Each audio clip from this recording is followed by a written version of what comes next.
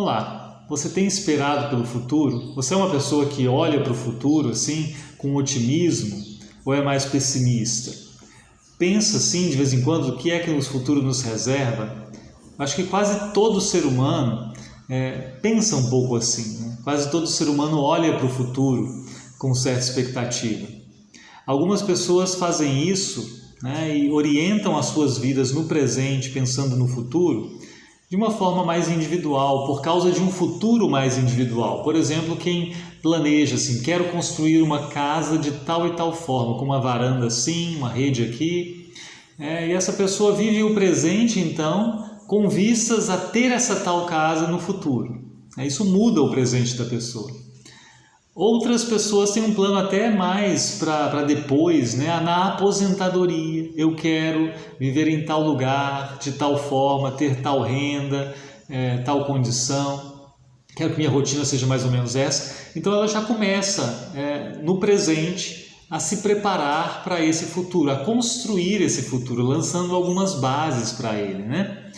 Nem todo mundo está focado em questões mais individuais somente, algumas pessoas pensam no âmbito maior, no coletivo da humanidade até, e aí nós olhamos alguns grupos progressistas que pensam assim, olha, estamos indo de certa forma bem, né? Alguns vão dizer assim, na Europa já estamos bem avançados, né? Nos países escandinavos, mas nós precisamos continuar assim para que nessa linha a gente chegue a um momento em que o mundo inteiro esteja assim, né? Aceitando todas as diferenças, o mundo inteiro não tenha nenhum tipo de preconceito, todas as pessoas sejam elogiadas por suas condutas, independente de que tipo de conduta de que tipo de comportamento queremos um mundo assim, né? E essas pessoas não simplesmente querem um futuro assim, e elas veem que o futuro parece se encaminhar para isso, na opinião delas, e elas também se esforçam para isso acontecer, né? Para que esse futuro de fato venha a existir.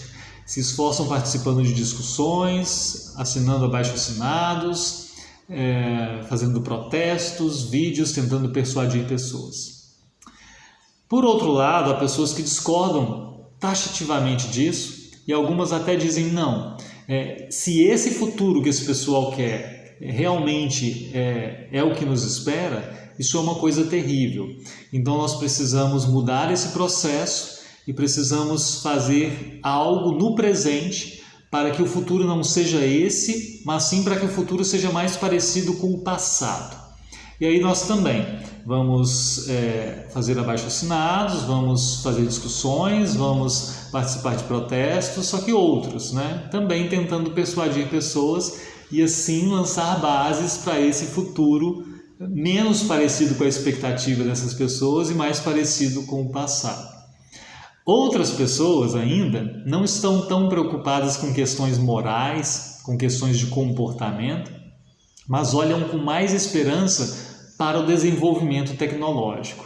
Essas pessoas acompanham cada desenvolvimento, percebem que no último século, nas últimas décadas especialmente, tanta coisa nova surgiu e esperam que por causa do avanço tecnológico haja no futuro um benefício para toda a população, né? Para que doenças hoje incuráveis sejam curadas facilmente, para que dificuldades que a humanidade encontra de diversas formas, né? Elas sejam resolvidas via conhecimento, via tecnologia.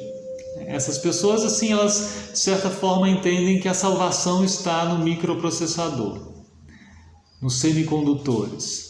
E se a salvação não vem ainda, enquanto isso vamos acompanhando o desenvolvimento e desfrutando de telas 4K, 3D, memória SSD e por aí vai, né? Esse é o desenvolvimento que vai construindo um futuro diferente. É assim, né, de certa forma, as pessoas agem no presente em prol de um futuro pretendido, desejado, ou para evitar um futuro desprezível, porque elas percebem que o futuro, de certa forma, é uma continuidade do presente, né? É uma extensão do que nós temos hoje, com mudanças conforme o que se faz no presente. É interessante que algumas pessoas, né, em geral pessoas mais progressistas, mas nem só pessoas progressistas, dizem assim, diante de algo que acontece, né, uma expressão comum não é possível, em pleno século XXI, isso assim ainda. Né? Aliás, pessoas que estão focadas na tecnologia também, né, quando olham uma situação de um povo que vive em situação mais precária, diz assim, nossa, mas aqui não tem um ar-condicionado daquele tipo ainda em pleno século XXI. Essa expressão mostra essa expectativa de que as coisas sempre caminhem, né? De que as coisas sempre continuem o seu curso do século XIX para o século XX, para o século XXI e por aí vai. Mas essa expressão revela também algo não tão positivo assim, que não confirma a expectativa das pessoas, porque aqui nós temos uma frustração sobre o futuro. O presente do século XXI, enquanto futuro do passado, enquanto futuro do século XX, nos frustra muitas vezes. Não é o que esperávamos. Essa experiência, então, revela para as pessoas, o futuro pode nos frustrar. O futuro, nós não o conhecemos exatamente e isso é um problema. Via de regra, sabemos, ele depende do presente. Por isso nós mudamos a nossa vida num esforço ou até às vezes no desespero com relação ao futuro. Agora, isso tudo que eu disse até aqui, essa conversa toda que já levou alguns bons minutos, diz respeito às pessoas nascidas deste mundo, né? Diz respeito às pessoas que olham adiante procurando o futuro. Não é exatamente o nosso caso, né? Isso é o que fazem, simplesmente o que fazem as pessoas nascidas deste mundo, nascidas da carne. Nós somos nascidos de Deus.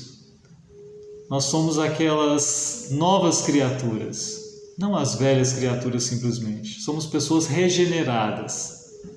E que diferença isso tem para a conversa sobre o futuro? Tem toda a diferença porque nós não estamos restritos a essa lógica passado, presente e futuro, continuidade, como as coisas estão, aonde isso nos encaminha. Nós não temos a nossa esperança colocada no futuro, mas no advento. E aqui está o nosso tema desse tempo da igreja que se inicia agora. E o advento é diferente de futuro. A vinda de Cristo não é meramente futuro, não é meramente continuidade das coisas históricas que aqui estão, mas o advento é a ação do Deus que diz: eis que faço coisa nova. Isso é o advento. Não é à toa que a vinda de Cristo, o advento, frustra muita gente que tem a sua esperança colocada no futuro.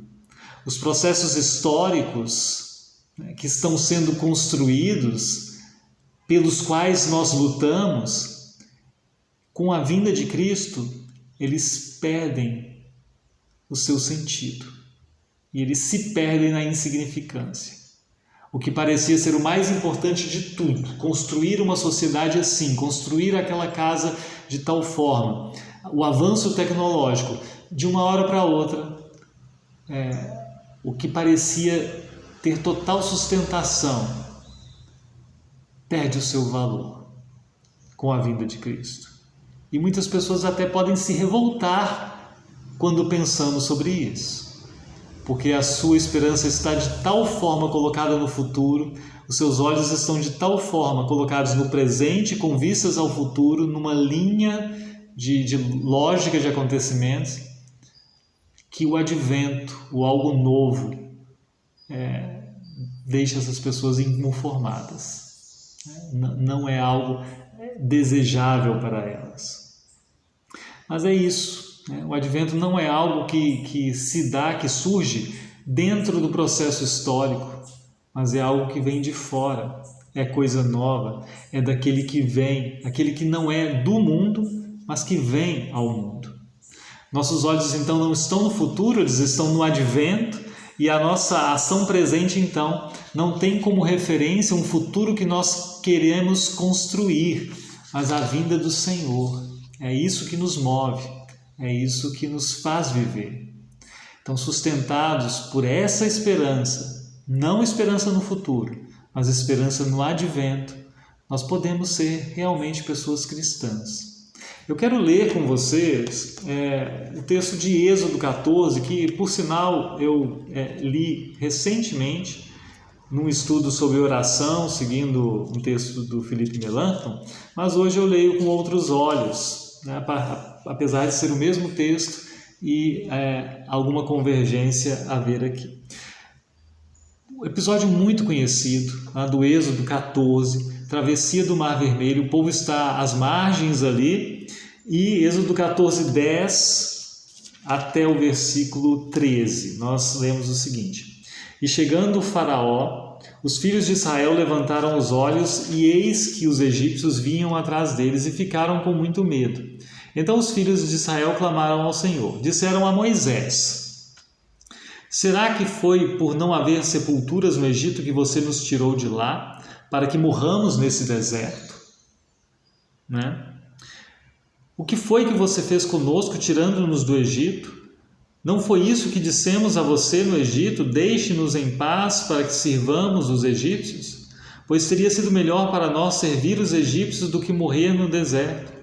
Moisés, porém, respondeu ao povo: Não tenham medo, fiquem firmes e vejam o livramento que o Senhor lhes fará no dia de hoje, porque vocês nunca mais verão esses egípcios que hoje vocês estão vendo. O Senhor lutará por vocês, fiquem calmos.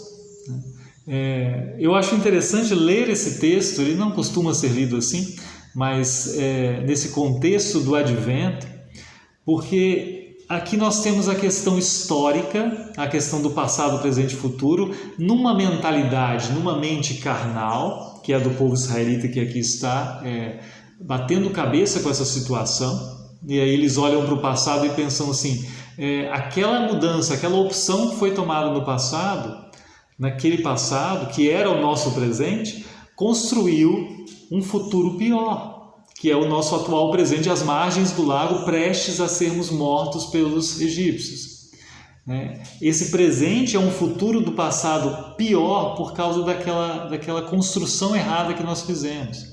E agora nós estamos aqui no presente, às margens do Mar Vermelho, numa enrascada e não temos saída. E agora a questão nós estamos murmurando, nós estamos reclamando, porque nós não vemos como haver um futuro bom na continuidade das coisas. A continuidade das coisas vai trazer o quê? Os soldados egípcios para perto de nós e vão nos matar. O que nós poderíamos fazer? E aí talvez a gente esperasse uma instrução para eles saírem dessa enrascada. Ir tentar lutar com os egípcios de alguma forma, mesmo sem muita chance, para ver se algum escapa. Tentar construir com pedaços de madeira que tem alguma coisa que flutue para tentar atravessar o mar meio que a nado. Recursos humanos, que não pareciam muitos, ou simplesmente cair no desespero, como parece ser a situação ali. Isso é pensar no futuro, isso é pensar no que o presente te oferece de perspectiva, na linha de continuidade lógica das coisas. Essa é a situação da mente carnal ali, dessas pessoas que ali estão. Mas a palavra de Deus por meio de Moisés é outra. Ela não tem a ver com as tentativas humanas, com as perspectivas de continuidade lógica do presente no futuro, da extensão do presente para o que vem depois. Não tenham medo, fiquem firmes e vejam o livramento que o Senhor lhes fará hoje. Assim também é o advento. É Deus fazendo acontecer o que não podia acontecer a partir dessa linha lógica de sucessão entre presente e futuro. O inesperado, o mar se abre. Deus o fez.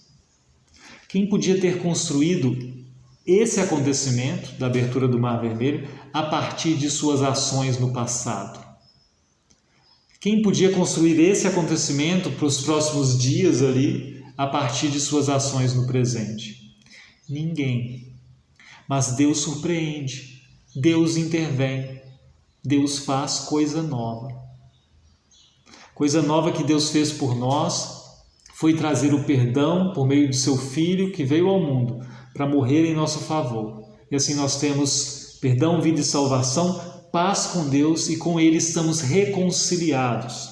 E por isso mesmo, pelo que Ele já fez, nós temos em nós uma esperança direcionada não para o futuro, mas para a vinda de Cristo. Não para o futuro, mas para o advento. Não digamos então, ai meu Deus, o futuro é assustador. Digamos, Maranata, vem Senhor Jesus. Mas só responde assim quem vê o presente atentamente, quem reconhece a situação presente e até quer agir no presente para favorecer o próximo, amando a Deus sobre todas as coisas e ao próximo como a si mesmo, mas também ouve atentamente a palavra de Deus, lá no Salmo 46, que diz: aquietai-vos e sabei que eu sou Deus. Amém.